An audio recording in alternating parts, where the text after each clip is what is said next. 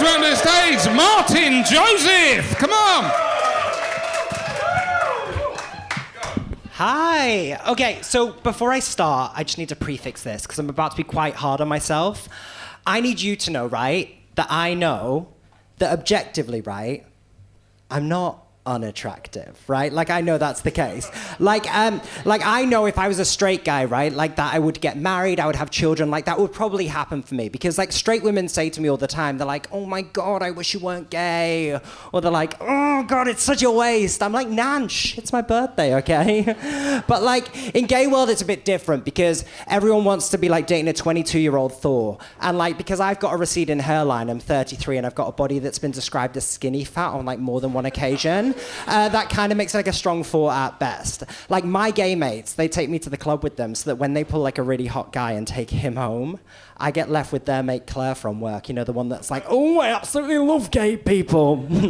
which is essentially the queer equivalent of jumping on a roller coaster and leaving someone else holding the bags. But like, it all kind of culminated recently when I ended up as the 4th person in a threesome. I don't know if that's ever happened to you. Basically what happened was I ended up at this like stunning rooftop city centre apartment with these 3 stunning, muscly Instagram models, right? And I know you're like, how did that happen? I'll tell you. Okay, so I'm on this app called Grindr. If you don't know what it is, and basically it's like this gay sex hookup app. And on that app, you've got like a picture of yourself, but I've got what's called a discrete profile. So I don't have a picture of myself. I've just got like a picture of Boris Johnson's couch because I wanted to appear expensive, right? So this guy messages me and he's like, hey, cool profile. And I was like, guess he's into scatter cushions. And he was like, do you have like any pics of yourself? So I got another one of those apps, another ones that gives you a 6-pack, and I sent that through. And then I got like Facetune and made myself sort of look like an out of focus amphibian, and I sent that through as well, which was great because it got me invited to this like sex party. So I then turn up. So this was all great in theory, but now we're all standing there naked, right? They're there like 0% body fat, like no body hair, like wiped clean. And I was there with a pot belly, full bush, and a couple of spots on my bum. Like, there was no reason for me to be there. The only way I can describe it is, if you've ever seen that movie Mean Girls, right, and you've got that gorgeous Regina George character, she's like strutting down the corridor, and then next to her is them like other 2 really hot bitches, and then like all the way on this end is like Lindsay Lohan, you know? And then Lindsay, she falls in the bin. Yeah, I'm the bin in this situation, right? So anyway, these guys like jump in this jacuzzi that happened to be there. So I was like, do you know what? Fuck it. In for a penny, in for a pound. So I popped on my Veruca sock and I got in as well, right? And I'm in there, right? But I just couldn't get into it, right? Because the whole time I kept thinking, like, if anyone was watching this from the outside, like if anyone was watching this like bird's eye view, like the only possible explanation they could come up with, like the only conclusion they could think of is that I'm definitely terminally ill. And this is definitely the most inappropriate Make-A-Wish Foundation request that has like ever happened.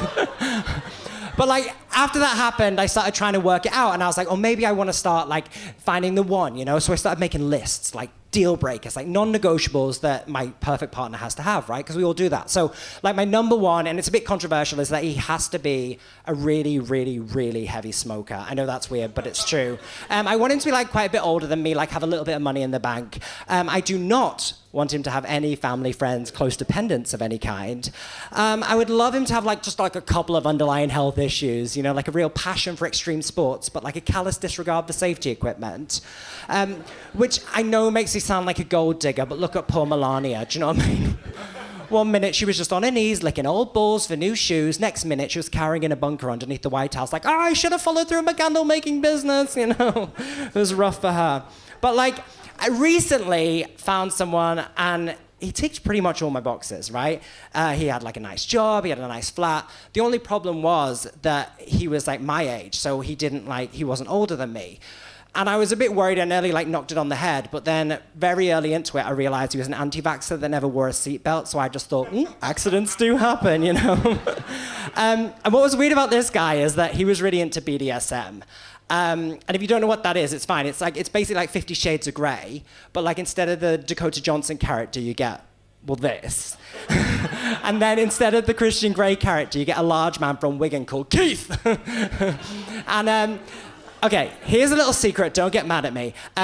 This did happen during one of the lockdowns. Now, I know that's really bad, and we were all trying to follow the rules, and I was as well. Like, I just figured, well, if I'm vacuum packed in a bin bag wearing a gas mask, getting wanked off by a guy wearing a marigold, that is essentially like social distancing. It didn't end that well because I accidentally... Thank you.